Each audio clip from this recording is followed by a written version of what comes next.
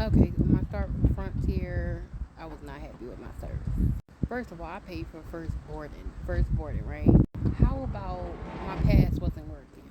And then the chick gonna tell me to go to the side, and I'm gonna have to wait to the end. To the end, I'm first, and I had a window seat because I knew it was gonna be an issue. Like, excuse me, excuse me. So of course, when I get on, it's crowded. I get to my seat. Excuse me, I'm in the window seat, so they gotta get out, so I get in because they were tiny ass spaces. And when did they start letting you put your bag under your seat? That was new to me. Really. Then when I get on, I asked the guy like, "Can I get an extender?" Like on the low, right?